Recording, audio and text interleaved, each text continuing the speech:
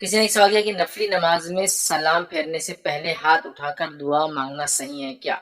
تو دیکھیے نفلی نماز کے اندر نماز پڑھ رہا ہے ایک انسان، نفلی نماز پڑھ رہا ہے، تو سوال یہ کیا اس کے اندر جو ہے سلام پھیرنے سے پہلے ہاتھ اٹھا کر دعا کرنا یہ درست ہے کیا؟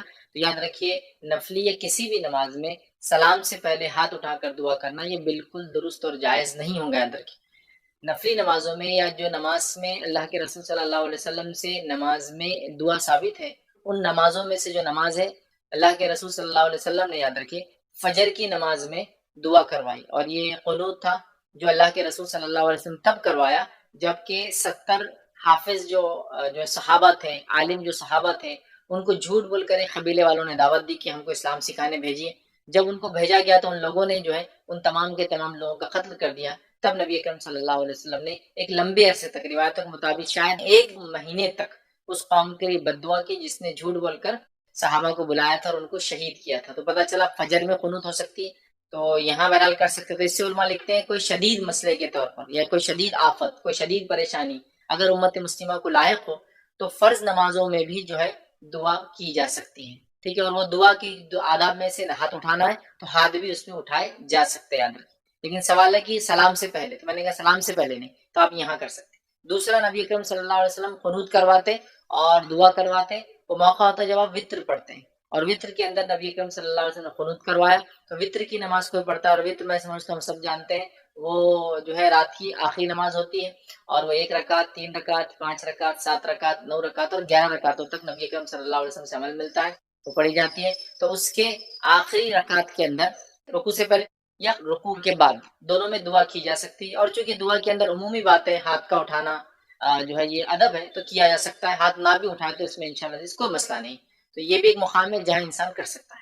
تیسرا مقام جہاں انسان نماز میں دعا کر سکتا ہے، مقام وہ ہے جس کے تعلق سے اللہ کے رسول صلی اللہ علیہ وسلم نے فرمایا بندہ سب سے قریب اللہ رب العزت سے سجدے کی حالت میں ہوتا ہے، تو لہٰذا اس میں دعا مانگو. تو یہاں سجدے کی حالت میں بھی دعا کر سکتے. یہ سجدہ جو یاد رکھیے نفل نماز کا ہو سکتا ہے اور نماز کا ہو سکتا ہے جو آپ فرض کے علاوہ پڑھ رہے ہیں، اس لیے کہ اللہ کے رسول صلی اللہ علیہ وسلم نے بہت ساری نمازوں میں دعا کی، لیکن آپ صلی اللہ علیہ وسلم کی کچھ دعائیں جو ہے جس کو کہتے ہیں وہ خاص تھی آپ کے لیے، وہ ہم لوگوں کے لیے نہیں تھی. یاد رکھیے جیسا کہ صلاۃ الکسوف میں اللہ کے رسول صلی اللہ علیہ وسلم نے سورج گرہن کی نماز میں آپ نے نماز پڑھائی اور نماز میں اب آگے اور پیچھے ہوئے، لیکن ہم لوگوں کے لیے وہ مسئلہ نہیں ہے.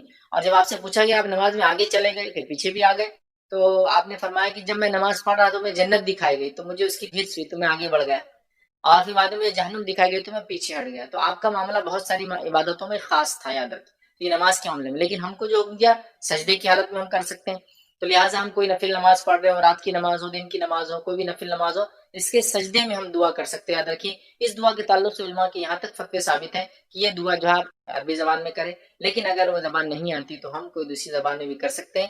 تو لہٰذا آپ تہجد کو لے لیجیے یا اشراق لے لیجیے، چاشت لے لیجیے، اوابین لے لیجیے، کوئی 2 رکعت نفل آپ پڑھ رہے ہو لے لیجیے، اس میں آپ سجدے کریں اور سجدے کے اندر دعا کرنا ہے. یہاں ایک مسئلہ غلط فہمی لوگوں کی یہ ہوتی ہے کہ وہ نماز کے علاوہ ایک سجدہ کرتے ہیں، کیونکہ حدیث میں بندہ سجدے میں سب سے زیادہ قریب ہوتا ہے تو نماز کے علاوہ ایک سجدہ کرتے ہیں، پھر اس سجدے کے اندر جا کر پھر دعا کرتے ہیں. اور اس کا طریقہ یہ ہوتا ہے کہ نماز سے فارغ ہو جاتے ہیں سلام وغیرہ پھیر کے پھر سجدے کی کیفیت کرتے ہیں، لیکن سجدے جیسا نہیں کرتے. سجدے میں ہاتھ ہم یوں رکھتے ہیں اور سجدہ کرتے ہیں، تو وہ لوگ ہاتھ یوں رکھ کے سجدہ کرتے ہیں، سر رکھتے ہیں، اور بولتے ہیں اس لیے کہ یہ دعا والا سجدہ ہے، ڈیفرینشیٹ کرنے کے لیے.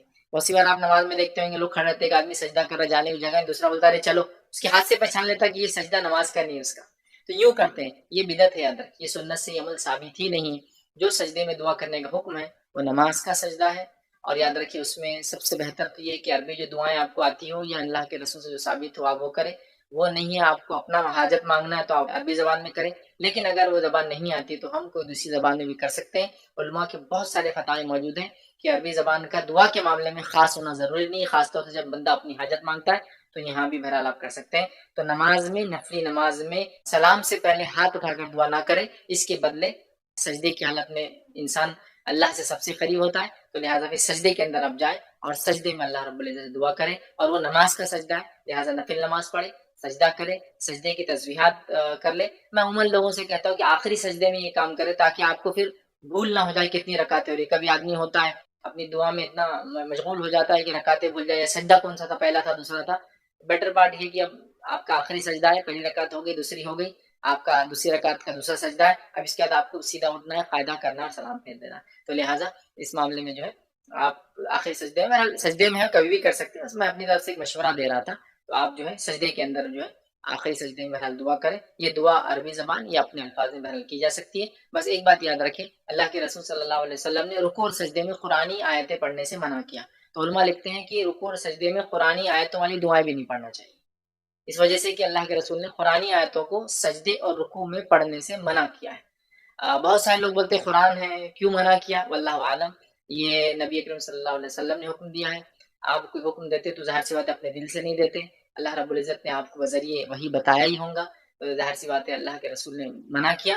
صحابہ سے کوئی تفصیل ثابت نہیں کہ انہوں نے کبھی پوچھا کیوں آپ منع کر رہے ہیں کہ ہم سجدے میں اور رکوع میں آیتیں نہ پڑھیں، بس آپ نے فرمایا اور صحابہ نے نہیں پڑھی. تو لہٰذا اگر آپ دعائیں کر بھی رہے عربی میں تو قرآنی دعائیں آپ بہرحال نہ کریں. اس کے علاوہ میں یہ بھی کہہ سکتا ہوں کہ بہت ساری دعائیں اللہ کے رسول صلی اللہ علیہ وسلم رکوع میں سبحان رب العظیم کے علاوہ، اس کے بعد سمیع اللہ لمن حمیدہ کے بعد، ربنا لک الحمد پڑھنے کے بعد، اس کے علاوہ آپ نے سجدوں کے اندر سجدے کی جو دعائیں پڑھنے کے بعد، سجدے سے اٹھنے کے 2 سجدوں کے بیچ میں بھی کئی دعائیں ثابت ہیں، اس کے بعد دوسرے سجدے کے بعد بھی کئی دعائیں ثابت ہیں، اور اس کے بعد پھر اللہ کے رسول مطلب اس طرح سے کئی الگ الگ اس میں، یہاں تک کہ قاعدے میں بھی نبی اکرم صلی اللہ علیہ وسلم بہت ساری مختلف دعائیں کیا کرتے تھے. ہم لوگ تو دعائیں معصورہ کے نام سے ایک ہی دعا پڑھتے ہیں انڈین پاکستانی، بٹ اللہ کے رسول صلی اللہ علیہ وسلم سے کئی کئی دعائیں ثابت ہے جو آپ قاعدے میں بھی کیا کرتے تھے. ان دعاؤں کو بھی آپ پڑھیں، اس کا ترجمہ بھی دیکھیں، ہو سکتا ہے آپ کا حاجت مسئلہ اس کے اندر انشاءاللہ مل جائے، تو بس پھر تو وہی کر لیا کیجیے، اس میں ڈبل فائدہ ہے. ایک تو نفل نماز اس میں دعائیں وہ جو سنت سے ثابت ہے وہ کرنے کا انشاءاللہ اجر ہی کچھ اور ہوگا. تو لہٰذا ان تمام جگہوں پہ ہم انشاءاللہ نماز کی حالت میں دعائیں کر سکتے ہیں.